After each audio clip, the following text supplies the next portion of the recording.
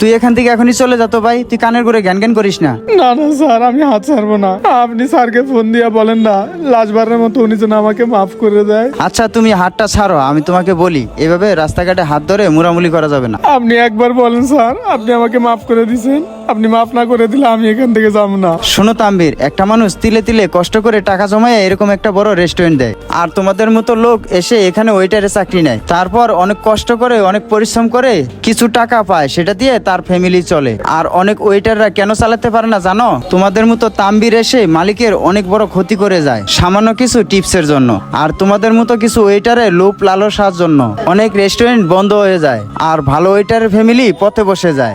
এই জন্য মালিক ডিসিশন নিছে তোমাদের মতো ওয়েটারের জন্য আর 10টা ভালো ওয়েটারের যেন কোনো ক্ষতি না হয়, এই জন্য তোমাকে চাকরি থেকে বের করে দিতে বলছে আমাকে। আর তাম্বির শোনো, তুমি কোনো চিন্তা করবে না, এই রেস্টুরেন্টের মালিকটা অনেক ভালো, আর তুমি যে কয়দিন ডিউটি করছো না, তোমার হিসাব পাতি করে টাকা পয়সা সব বুঝিয়ে দিতে বলছে আমাকে। বুঝতে পারছো তুমি আমার কথা তাম্বির? স্যার আমি তো বললামই, আমার অজান্তে একটা ভুল হয়ে গেছে। এই লাস্টবারের মতো আপনি আমাকে একটা সুযোগ দেন।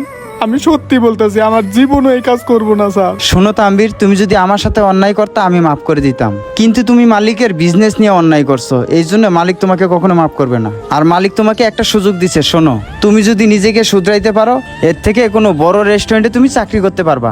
অতএব নিজেকে শুধরাও এবং ভালো মানুষের পরিচয় দাও সব জায়গায়। স্যার আমার বিষয়টা একটু বোঝার চেষ্টা করেন।